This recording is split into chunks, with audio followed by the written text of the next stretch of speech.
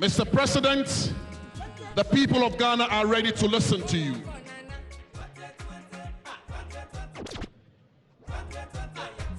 Eminent clergy, Vice President, Second Lady, the Second President of the Fourth Republic, His Excellency John Agyekum Kufuor, members of the Council of State, Ogwamaihen Osaberi Makwesi Atta II, Chief of Staff of the Office of the President and officials of the Presidency, Central Regional Minister and your Deputy, Senior Minister, Ministers and Deputy Ministers of State, Majority Leader and Members of Parliament, the National Chairman, National, Regional and Constituency Officers of the New Patriotic Party, members of the New Patriotic Party National Council, Chairman and members of the NPP Council of Elders, representatives of other political parties,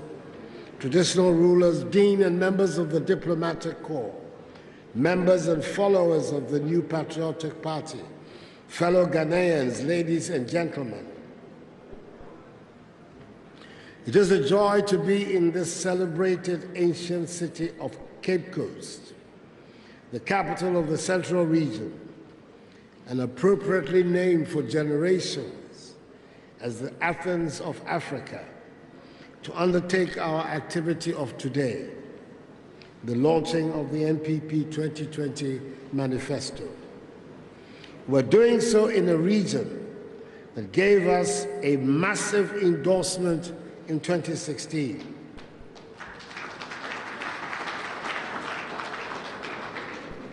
For which we continue to be grateful, and whose mandate we have done everything to fulfill. We are honored by the attendance of no less a personage than the traditional landlord, Osaberi Makwesi Atta II, Ogwamaihen, who has chosen to grace the occasion with his presence. Osaberi, thank you for being here. 4 years ago, on 9th October 2016, the New Patriotic Party NPP presented to the Ghanaian people a manifesto that spelled out a program of what we would do in office when entrusted with power at the elections. We called it change, an agenda for jobs, creating prosperity, securing the peace. We had spent a lot of time and consulted widely. We were guided by the core values of our party in prioritizing the solutions to the many problems that faced our country. I said at the launch that the manifesto represented for me a solemn social contract between the electorate and the elected. I had entered into the contract by signing the document on my behalf and that of the NPP. By voting for us on 7th December 2016, the Ghanaian people had also signed their part of the contract, giving us the mandate to implement the ideas in the manifesto. I said I fully understood the consequence of putting my signature to a contract. I know that some people do not accord much worth to a manifesto, but I do.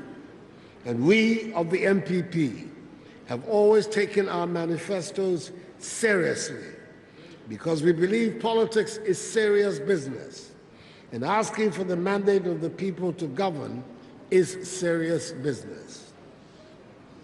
We believe that citizens must be treated with respect. Once given the mandate to govern, we are bound by the promises that we make to the good people of Ghana. And we set about translating the promises into concrete programs. I said, when we were asking for the mandate to govern, that I want a Ghana where government is accountable to the electorate, not with artists' impressions of projects and green books, but with cold facts and figures.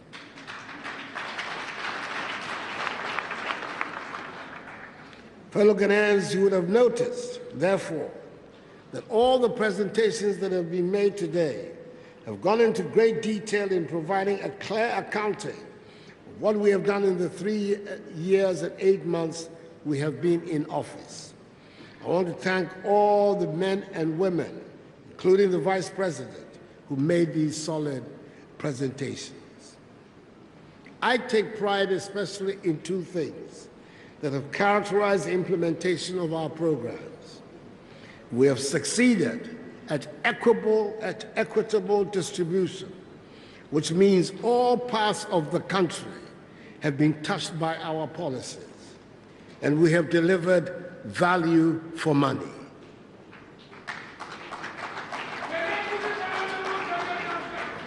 I take pride in the fact the free SHS and free TVET have been delivered, and our young people and their parents and guardians know that they will no longer be forced to stop school at JHS level because of financial difficulties. It was not easily done, and so we intend to protect it and prevent any so-called review, another word for cancellation.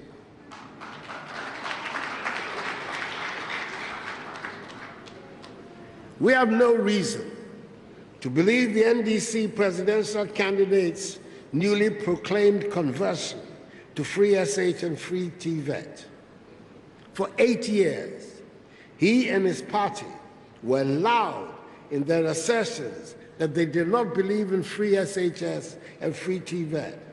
They did not like the idea, they rubbished it at every opportunity, and they proclaimed that it would destroy Ghana's educational system. When they were in office, they had a hard time trying to run even their watered-down version of their so-called progressively free education. Then the former president said he would review it, and now we hear him say it has come to stay. Excellency, please try another one.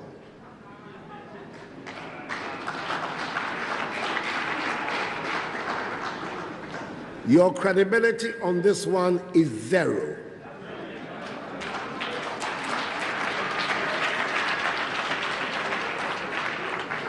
Free SHS and free TVET cannot be trusted in your hands.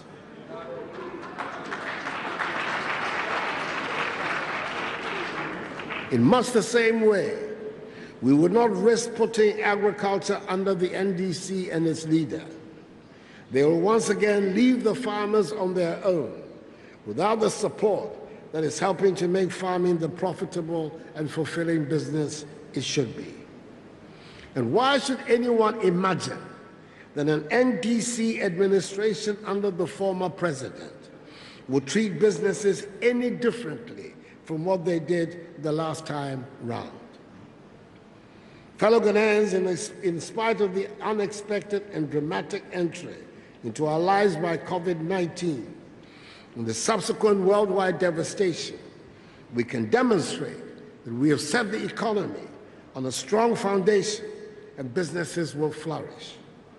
The virus has slowed us down, but it has not diverted us from the path of growth we have put the country on. It is interesting to note that the NDC in opposition is not able to take the lead in doing some of the things that are most often done, first by parties in opposition.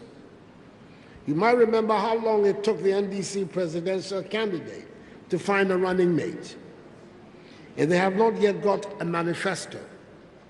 I wonder what will happen the day they have a government to run as well. Or maybe it is simply showing that the country, they do not attach much importance to a manifesto,